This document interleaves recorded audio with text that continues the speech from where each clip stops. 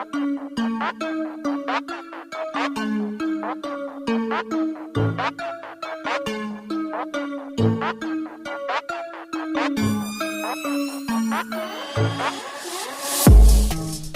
semuanya, kembali lagi ke channel yang seadanya ini. Kali ini gue akan ngelanjutin pembahasan dari novel Tensei Kizoku no Isekai Bouken Roku, yang dimana ini adalah kelanjutan dari video yang kemarin.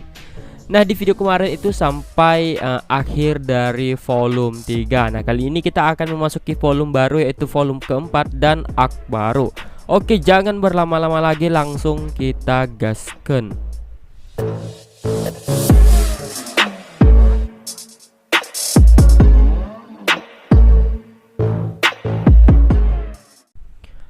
Nah, di chapter awal-awal ini yang di volume 4 kita akan memperhatikan keadaan kain ya, dari pertumbuhannya sampai ke ya pokoknya pembangunan kota Drintel dan lain-lainnya lah.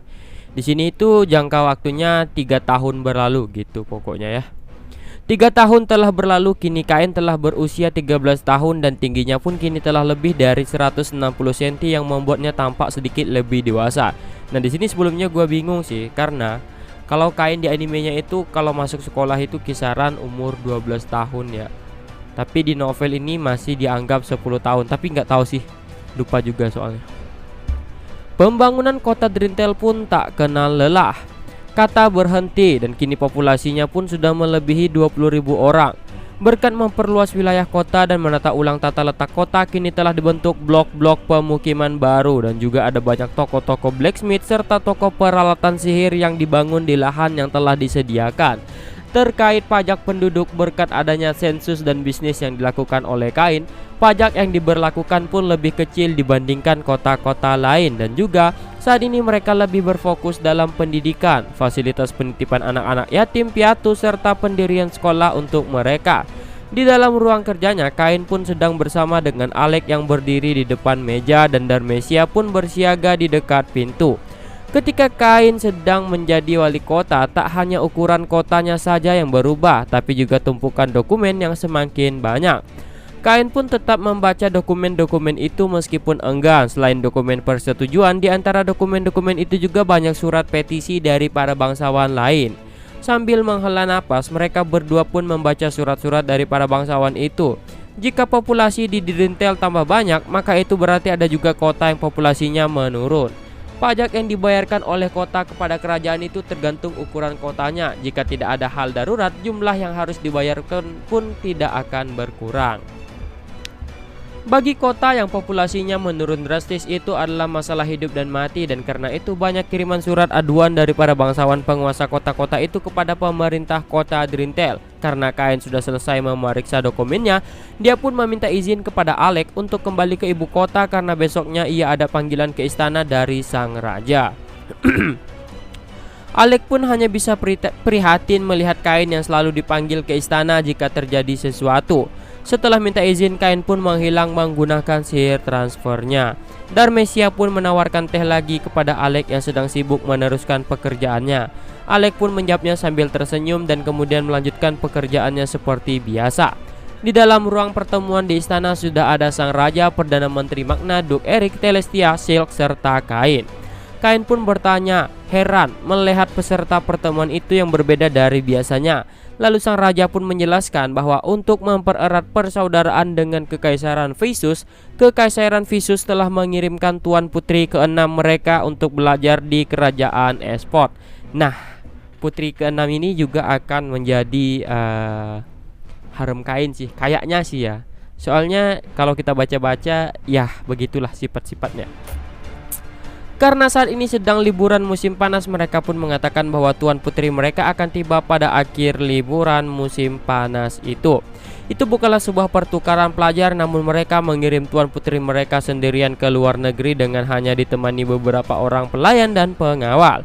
Meskipun ada kemungkinan Tuan Putri itu akan dijadikan sebagai sandera, namun mereka menjelaskan dalam suratnya bahwa nilai hak waris Putri ke-6 itu sangat rendah dan tidak layak sebagai sandera.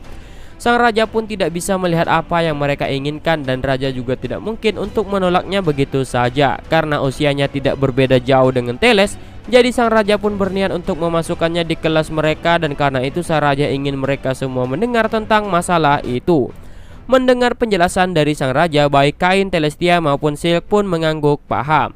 Sambil melirik ke arah Kain dengan wajah yang khawatir, Telestia pun menggumamkan kekhawatirannya.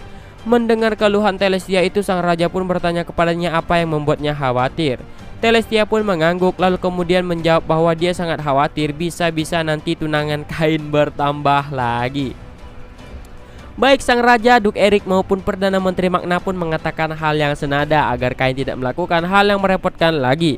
Namun Kain yang sama sekali tidak menyadari akan hal itu pun hanya menganggap mereka bertiga telah mengatakan hal yang tidak masuk akal, sehingga Kain pun berusaha meyakinkan orang-orang, namun tak ada satupun orang yang di ruangan itu yang mempercayainya. Telestia pun menatap Kain dengan ekspresi khawatir. Namun Kain tidak sanggup menahan tatapan dari semua orang itu pun akhirnya menempelkan badannya di meja dengan lemas. Dan dengan itu pertemuan pun berakhir.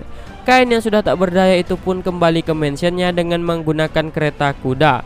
Melihat Kain yang nampak sangat kelelahan itu, Sylvia yang menyambutnya di mansion itu pun merasa khawatir. Namun ketika mendengar penjelasan dari Kain, dia pun paham akan keadaannya. Kain pun menghela napasnya karena badannya pun sudah sangat kelelahan. Jawaban resmi dari kerajaan Esford pun segera dikirimkan kepada utusan Kekaisaran Visus. Meskipun untuk sementara masih dalam keadaan gencatan senjata, namun itu hanya berlaku kepada pihak kerajaan Esford saja. Fakta bahwa kerajaan Visus terus menyerang negara-negara lain dan melakukan ekspansi wilayah tidaklah berubah. Setelah mengucapkan rasa terima kasihnya, utusan itu pun kembali ke negerinya dan liburan musim panas pun berakhir. Saat liburan musim panas berakhir, para murid pun mulai datang ke sekolah satu persatu. Kain pun menaiki keretanya dan berangkat ke sekolah seperti biasanya. Ketika ia memasuki ruang kelas, seluruh teman kelas S-nya yang sudah akrab itu pun saling membentuk kelompok mereka dan berbincang mengenai liburan mereka. Teles dan Silk pun juga sudah tiba di sekolah dan mereka pun sedang berbincang juga. Kain pun memasuki pembicaraan di antara mereka. Mereka berdua pun berbincang sambil membayangkan sosok putri kaisar yang akan ditemui mereka nanti. Tak lama kemudian bel masuk pun berbunyi dan wali kelas mereka pun memasuki ruang kelas. Sang wali kelas mereka pun menyapa semua siswanya seperti biasanya. Selain itu, ia juga mengumumkan bahwa kelas mereka telah kedatangan siswi baru. Dengan aba-aba dari sang wali kelas, perlahan-lahan pintu kelas pun terbuka. Dan sosok yang masuk itu adalah seorang gadis cantik berambut biru yang terurai sampai ke pinggangnya. Ia memiliki poni sampai di sekitar alisnya. Tinggi gadis itu sekitar 150 cm dan saking cantiknya gadis itu, para siswa di kelas itu pun menyuarakan ketertarikan mereka. Gadis cantik itu pun berdiri di samping podium sambil melihat sekelilingnya. Ia pun membungkuk. Gadis itu pun memperkenalkan dirinya sebagai Liltana van Visus yang datang dari Kekaisaran Visus untuk belajar di kerajaan Esford. Gadis itu juga mengatakan bahwa sebenarnya itu adalah kali keduanya dia berada di kerajaan Esford. Meskipun begitu, itu adalah kali pertama baginya menginjakan kakinya di ibu kota kerajaan. Setelah itu terdengarlah suara sorakan gembira dari murid laki-laki. Para gadis pun mulai terlihat tidak senang dengan sorakan para murid pria itu. Namun Liltana tampak tidak memperdulikan mereka. Dan sekali lagi ia pun membungkukkan wajahnya kemudian melirik ke arah Kain sambil tersenyum. Nah. Mengetahui senyuman yang diarahkan kepada Kain itu, baik Telestia maupun Silk pun mulai merasa cemas. Telestia pun mulai bergumam tentang hal itu dengan suara yang lirih. Sedangkan Kain tidak terlalu memperdulikan senyuman itu dan tetap fokus mendengarkan pembicaraan. Setelah dipersilakan duduk, Liltana pun tersenyum kepada semua orang lalu menuju ke tempat duduknya yang berada tepat berdiagonal dengan tempat duduk Kain. Sebelum memulai pelajaran, sang wali kelas pun memerintahkan seluruh siswanya untuk memperkenalkan diri mereka juga yang dimulai dari Kain. Kain pun menuruti perintah itu. Ia pun berdiri dan berbalik menghadap ke arah Liltana lalu memperkenalkan dirinya sebagai Kain von Silvoth Drintel. Kain pun menyelesaikan perkenalan dirinya yang sederhana itu lalu segera kembali duduk. Selanjutnya adalah giliran Telestia. Ia pun memperkenalkan dirinya sebagai Telestia Terra Esford, putri ketiga kerajaan Esford. Telestia juga mengatakan bahwa dia adalah tunangan Kain. Telestia pun memperkenalkan dirinya sambil menekankan bagian tunangannya. Saat mendengar hal itu, mata Liltana pun terbuka lebar karena terkejut. Lalu selanjutnya adalah giliran Silk yang duduk di urutan ketiga. Ia pun memperkenalkan dirinya juga sebagai Silk von Santana, putri kedua salah satu keluarga Duke, dan ia juga mengatakan bahwa dirinya juga tunangan dari Kain. Mendengar perkenalan diri dari kedua gadis itu, banyak di antara para murid pria yang bersiul, dan sama seperti sebelumnya, Liltana pun memandangi Kain dengan ekspresi terkejut. Lalu kemudian satu persatu teman sekelas mereka pun memperkenalkan diri mereka, dan selama perkenalan itu Liltana pun tetap tersenyum sambil menyembunyikan perasaan hati yang sedang memburuk. Ketika hampir sudah 30 murid yang memperkenalkan diri mereka, jam pertama pun berakhir.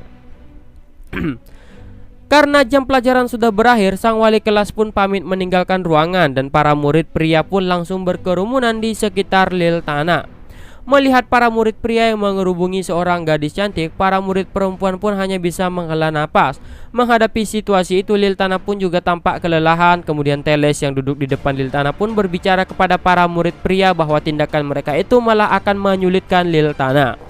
Mendengar komentar Tuan Putri itu, para pria itu pun dengan pasrah kembali ke tempat duduk mereka masing-masing. Meskipun mereka sedang berada di sekolah, namun mereka tetap tidak bisa mengabaikan perkataan Tuan Putri itu. Kemudian Telestia dan Liltana pun saling tersenyum. Bersama dengan Sil, mereka bertiga pun saling mengobrol satu sama lain. Sedangkan Kain hanya duduk di tempat duduknya sambil menyangga wajahnya dengan tangannya sambil tersenyum, meyakinkan dirinya bahwa semuanya pasti akan baik-baik saja. Ketika mereka bertiga sedang mengobrol, sesekali Liltana pun melirik ke arah Kain. Silk yang memperhatikan hal itu pun bertanya kepada Liltana apakah dia memiliki perasaan kepada Kain. Mendengar pertanyaan Silk itu, wajah Liltana pun memerah dan ia pun berusaha untuk menyangkalnya dengan mengatakan bahwa dia hanya penasaran dengan Kain. Di akhir kalimat Liltana itu pun terdengar sedikit nada kesedihan, di mana dia mengatakan itu sambil menggenggam kalung yang ada di lehernya.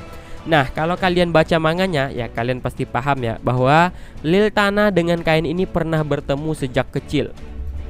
Makanya Liltana menyebutkan bahwa dia kedua kalinya pergi ke kerajaan Esport. Jadi gitu. Telestia yang penasaran dengan kalung itu pun bertanya tentang kalung sederhana namun sangat bagus tersebut. Sambil memandangi kalung yang memiliki batu permata biru itu dan sekilas melirik ke arah Kain, Liltana pun mengatakan bahwa ketika ia masih kecil ada seseorang yang memilihkan kalung itu untuknya. Setelah itu mereka bertiga pun melanjutkan perbincangan di antara mereka. Seperti yang diharapkan dari pembicaraan antara Putri Raja, Putri Kaisar, dan Putri Duk, tak ada satupun orang yang berani masuk dalam pembicaraan mereka. Lalu bel pun berbunyi dan pintu pun terbuka. Kemudian seorang guru pun masuk dan mata pelajaran selanjutnya pun dimulai. Liltana pun tampak sudah mendapatkan buku pelajaran miliknya dan dia pun mendengarkan pelajaran dengan serius. Pelajaran hari itu pun berjalan dengan lancar, lalu tibalah saatnya makan siang. Di sekolah itu terdapat ruang makan yang sangat besar dan kebanyakan siswa melakukan makanan siang di sana. Namun ada juga beberapa orang yang membawa bekal dan makan bersama dengan teman-teman mereka di kafetaria.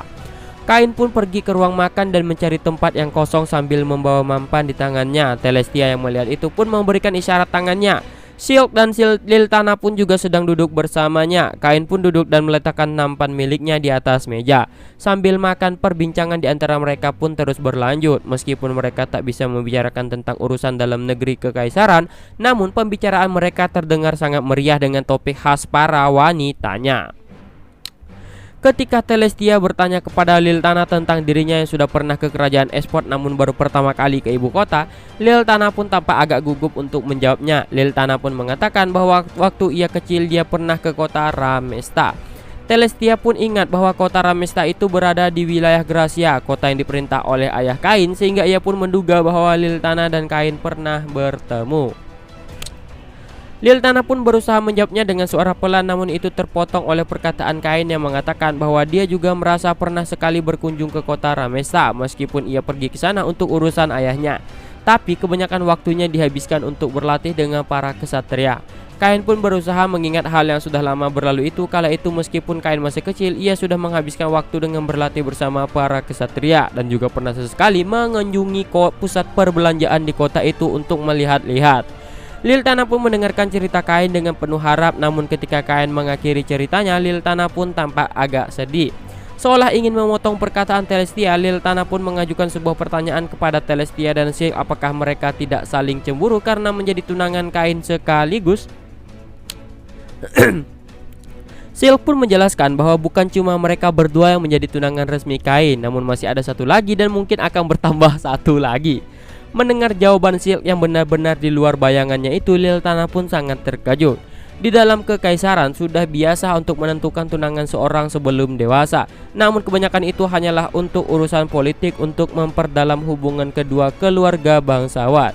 Tentu saja untuk seseorang yang belum dewasa dapat memiliki 3 orang atau bahkan 4 orang tunangan, namun itu sangat mustahil bahkan bagi seseorang pangeran sekalipun. Silk pun menambahkan bahwa dia juga sudah menekankan kepada Kain agar tidak menambah jumlahnya lagi. Mendengar perkataan mereka berdua, Liltana pun melirik dingin ke arah Kain.